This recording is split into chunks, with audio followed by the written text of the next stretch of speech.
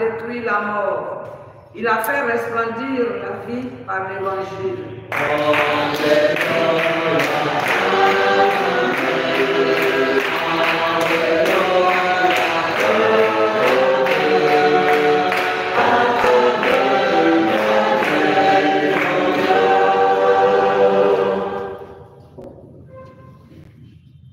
Le Seigneur soit avec vous. Et avec votre esprit. Évangile de Jésus-Christ selon saint Matthieu.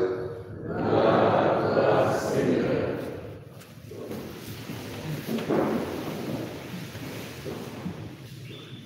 En ce temps-là, un homme s'approcha de Jésus et tombant à ses genoux, il dit: Seigneur, prends pitié de mon fils. Il est épileptique et il souffre beaucoup. Souvent il tombe dans le feu et souvent aussi dans l'eau.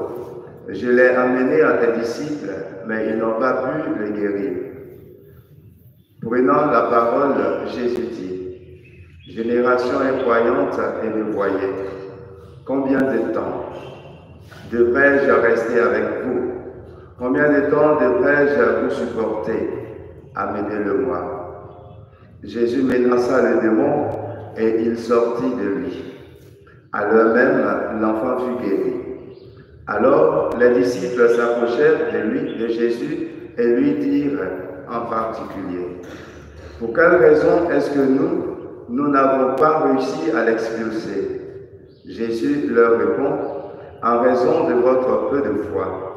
Amen, je vous le dis, si vous avez de la foi gros comme une graine de moutarde, vous direz à cette montagne: Transporte-toi d'ici jusque là-bas, et elle se transportera. Rien ne vous sera impossible. Acclamons la parole de Dieu. Louange à toi, Seigneur Jésus.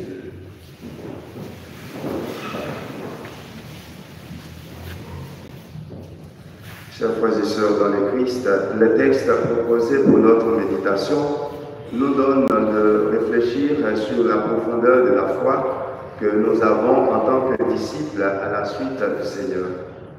En effet, pendant que dans la première lecture, l'auteur sacré nous exhorte à aimer Dieu de tout notre cœur, de toute notre âme et de tout notre pouvoir, nous sommes amenés à comprendre que le plus grand commandement vient d'être édicté, suivant lequel nous devons marcher toute notre vie durant. Alors, on pourra dire du Seigneur comme le psalmiste: notre libérateur, notre force et notre arme de victoire, c'est lui. Car personne ne peut mettre son amour, sa confiance dans le Seigneur et être déçu.